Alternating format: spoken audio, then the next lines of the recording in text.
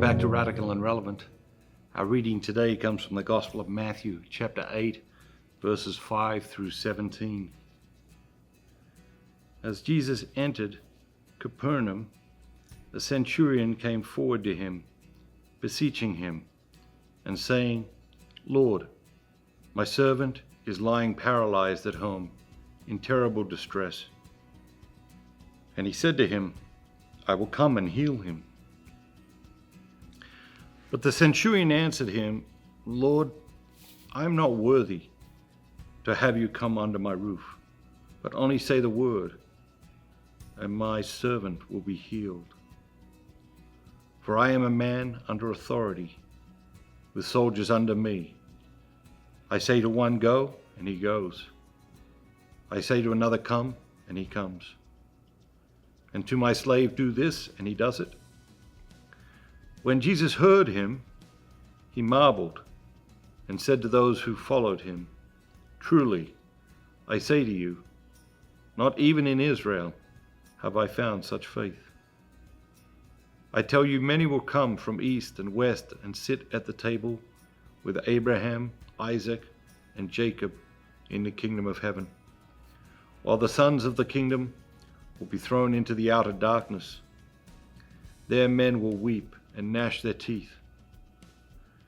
And to the centurion, Jesus said, "Go, be it done for you as you have believed." And the servant was healed at that very moment. When Jesus entered Peter's house, he saw his mother-in-law lying sick with a fever. He touched her hand, and the fever left her, and she rose and served him.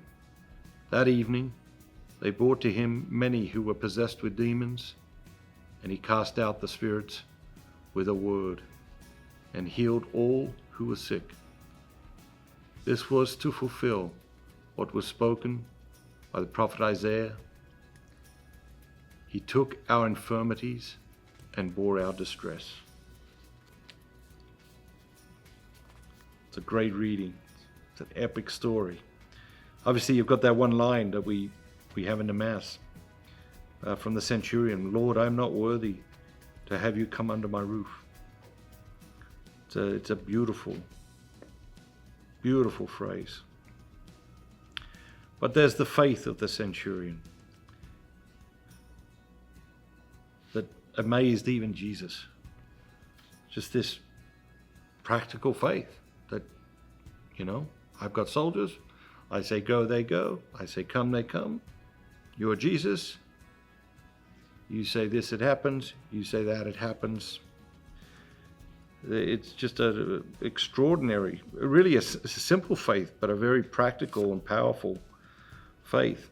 And then Jesus comes to Peter's house and heals his mother, and mother-in-law rather, and casts out demons, heals everyone who's sick. But the phrase that struck me the most was the last. And the preceding sentence says, "All this was done to fulfill what was spoken by the prophet Isaiah, which is, he took our infirmities and bore our diseases." And so the question I have for you today is, how do you want Jesus to do that for you today? He took our infirmities and bore our diseases. It's interesting. It doesn't say he healed our diseases, bore our diseases. To bear our diseases, that's different, right? That's different. Took our infirmities and bore our diseases.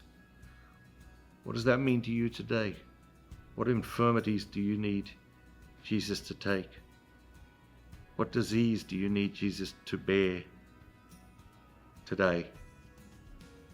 So that again, the words spoken by the prophet Isaiah can be fulfilled here, now, in our time, in our lives. Have a great day. And remember, be bold, be Catholic.